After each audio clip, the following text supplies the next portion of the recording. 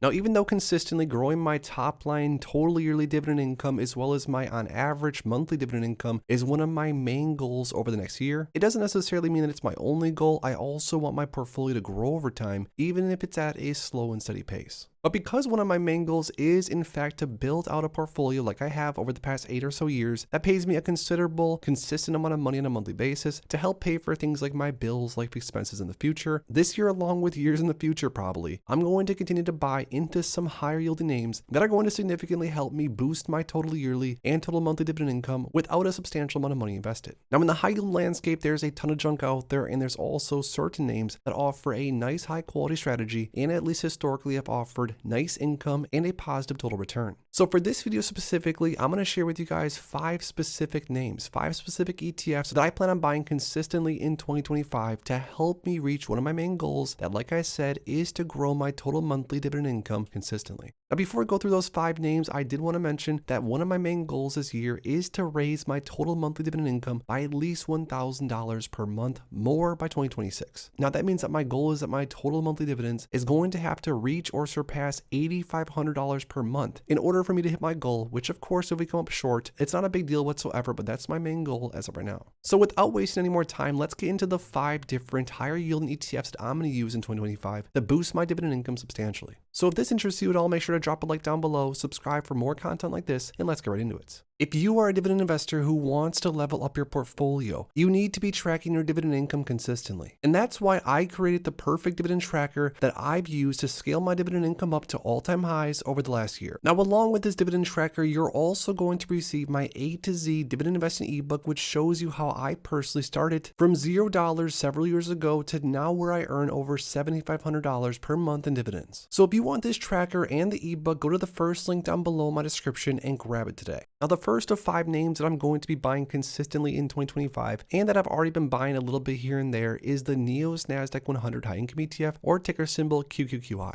Now, I've talked about this ETF a lot in the past on my channel. I've even done entire videos dissecting the ETF in detail, so definitely check out those videos if you want. But the main reasons I want to buy a lot more QQQI is because it offers NASDAQ 100 exposure, which with that along with the covered call overlay, like this ETF utilizes, there is a ton of income potential if it of course is done right. Not only that, but this ETF is tax efficient and also at times even purchases NDX options, which means there could be some upside potential even if it's a little bit small. Now this ETF pays out monthly, it has a 0.68% expense ratio, but more importantly for the context of this video, it offers almost a 14% distribution rate. Now with QQQI, the ETF costs around $50 more or less per share, depending on when you buy into it, and for every single share that you buy, you're talking almost 60 cents pretty consistently on a monthly basis for every single share. Now this means that just with a few $100s, you're already stacking multiple dollars in forward income in your portfolio, which over time that can definitely add up into a substantial chunk of change. Not to mention, like I promised, every single ETF in this video specifically have offered a positive total return, and over the last year almost, QQQI has offered around 20% total return with dividends being reinvested, or around 22%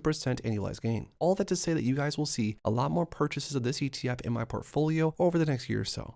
Now, another ETF that I've also been a fan of and as of recently been buying a lot more in my portfolio is FEPI, or the Rex Fang and Innovation Equity Premium Income ETF, an ETF that offers a very simple yet effective strategy when done well and when the market cooperates, and this is buying into big tech names, writing cover calls on those names, which will equal an enhanced income potential. Now, FEPI offers a 25% distribution rate, so now we're getting into the ultra high yielding territory in my opinion. FEPI has been trading for over a year now at this point and has offered a nice positive total return, not to mention for every single share of FEPI that you own, at least historically, you're talking $1.10 more or less per share per month in income. Now with that sort of income, it's not going to take long and or not going to take all that much money for you to really raise your income, again, if that's one of your main objectives. Also important as a side note, it says right here, consists of 99.77% estimated return of capital, or ROC, and I'm not going to go into full detail on why that's important, but return of capital can be very, very helpful when it comes to taxes. Even though FEPI offers a massive amount of income, it's far from a yield trap. Over the last 1.25 years, we're talking a total return of 26% with dividends being reinvested, or almost 21% on average.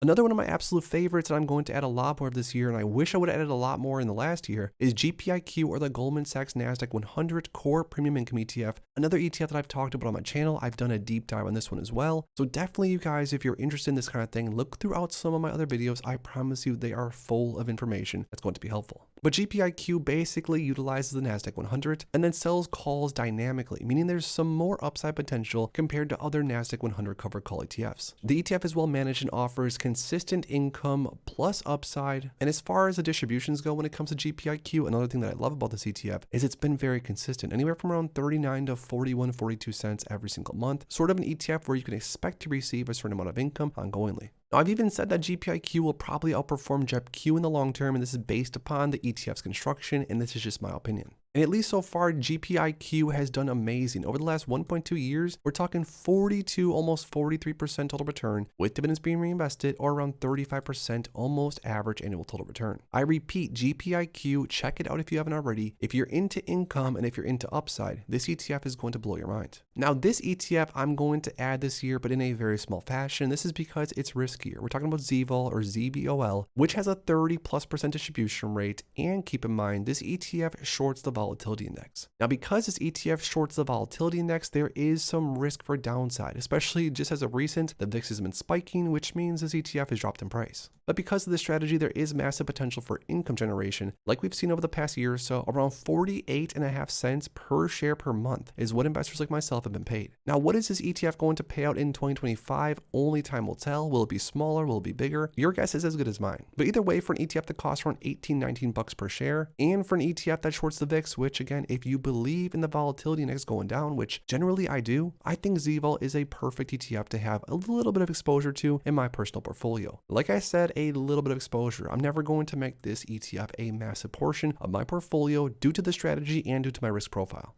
But shockingly enough, if you look at ZVOL on the max time frame, over the last 1.73 years, we're talking 63+% total return with dividends being reinvested, or around 33% per year. So once again, it seems like yield trap junk. I know the share price over the last few months has dropped like crazy because the VIX has been spiking, but if we zoom out, this ETF at least deserves a little bit of respect. Now, last but not least, this is another ETF I'm going to add a ton of in my portfolio, hopefully in the next year or so. I really have some big goals when it comes to JEPQ, the JP Morgan Nasdaq Equity Premium Income ETF, and I really hope I can hit them this year, especially if we see a massive dip in the market. It'd be a great time for me personally to load up on an ETF that I want to hold long term. But JEPQ, of course, utilizes the Nasdaq 100 and then sells out of the money Nasdaq 100 index call options to earn a ton of income. JEPQ, along with all the other ETFs, like I said earlier, I've done deep dives in all these guys. Check out my channel. Check out my videos, like I said. JEPQ offers around a 9%, 10% yield, so nothing insane, but JEPQ has also grown over time consistently. And with every share of JEPQ that you own, you're talking on an average around 45, 48 cents per share per month over the last year or so, and especially due to the most recent volatility, we're probably going to get some juicy payouts sometime soon. Now, I think it goes without saying that over the past 2.68 years, JEPQ has done pretty good overall, offered around a 15, 16% average annual total return, with dividends being reinvested, or around 46% total return at that. JEPQ is one of the best sleep well at night cover call style ETFs in my opinion across the entire market. I've owned shares of JEPQ basically since it started trading almost 3 years ago, and it's done great things for my portfolio. So there we have it, guys. Those are 5 different specific higher yielding ETFs that I'm planning to use in 2025 and beyond to dramatically help me reach my goal of $8,500 in total monthly dividend income per month. Now, this is going to take a boatload of cash balance and hopefully some major dividend and distribution increases, and I honestly don't necessarily know how I'm going to get there. But my goal is set for 2025, so if you guys want to stick alongside me and see what happens, make sure to subscribe to my channel if you want to see what I can do in 2025. But enough about me. Before I go, I do have one question for you guys down below. Out of all 5 of the ETFs that we talked about in today's video, if you were only able to, for whatever reason, buy into one of them, which one would you personally buy? Let me know in the comments down below. If you enjoyed this video, make sure to please drop a like on it and subscribe for more future content like this. Thanks as always for stopping by, and if you are interested in investing, make sure to check out these recent videos I posted right here.